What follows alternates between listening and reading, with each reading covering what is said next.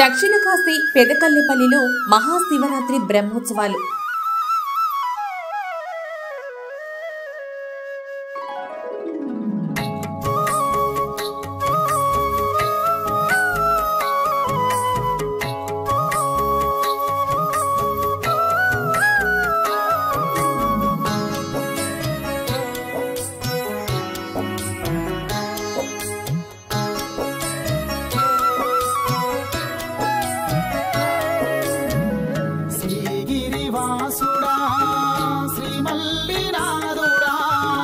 శరణం నీకయా శరణు మల్లన్న స్వామి శరణు మల్లన్న శరణు మల్లన్న స్వామి శరణు మల్లన్న శ్రీగిరివాసావో కృష్ణా జిల్లా మోపిదేవి మండలం పెదకల్లేపల్లిలో స్వయంభూగా వెలిసిన శ్రీ దుర్గా నాగేశ్వర స్వామివారి దేవస్థానం మహాశివరాత్రికి ముస్తాబైంది. మహాశివరాత్రి బ్రహ్మోత్సవాలు అత్యంత వైభవంగా జరగనున్నాయి. స్వామివారిని పెండి కుమారుని చేసి రాజాదిరాజ వాహనం శేషవాహనంపై గ్రామోత్సవం నిర్వహించారు.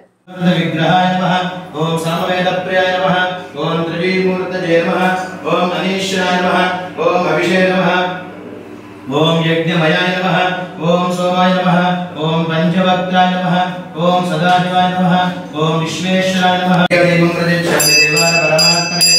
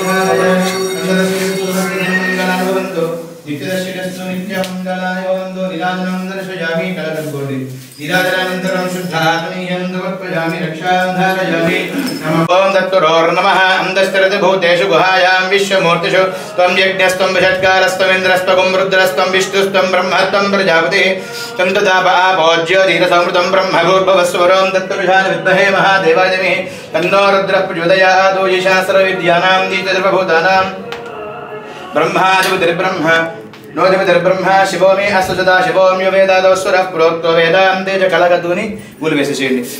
योगेवयं वासुदेवयं नृपदेवं श्रीरामानुजं मणिमार्ध्यं लघुमार्ध्यं गरिमार्ध्यं महिमार्ध्यं प्राप्तसिद्ध्यं ईशत्वसिद्ध्यं वशत्वसिद्ध्यं प्रागामिसिद्ध्यं विकिरिद्ध्यं छाद्यं सर्वकार्यं ब्राह्मणं महायज्ञं ओके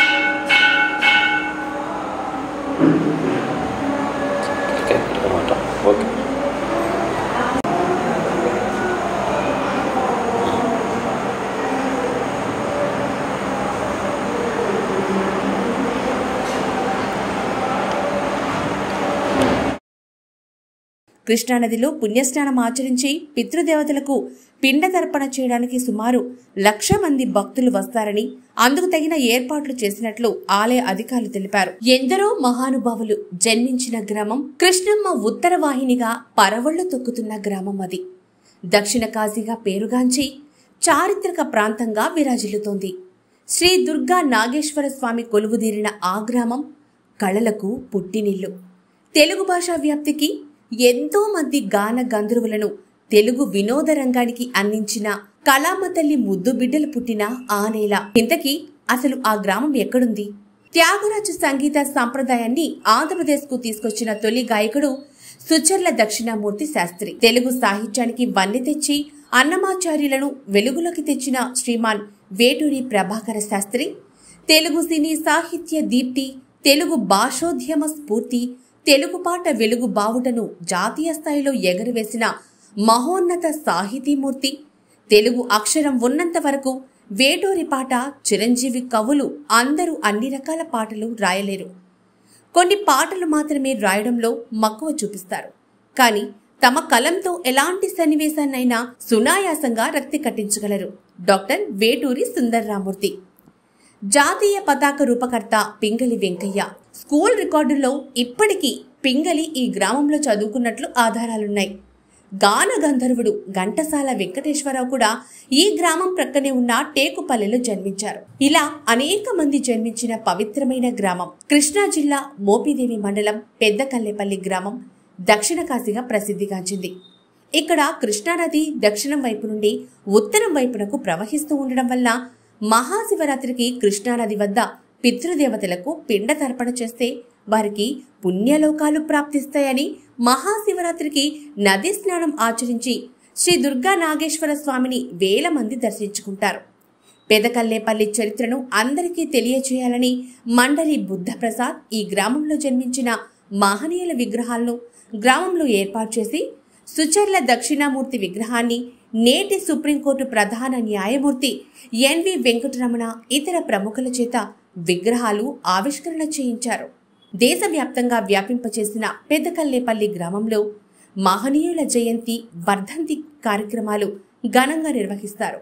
రాబోయే కాలంలో ఇలాంటి మహనీయులు ఎంతో మంది జన్మించాలని గ్రామస్తులు ఆశిస్తున్నారు.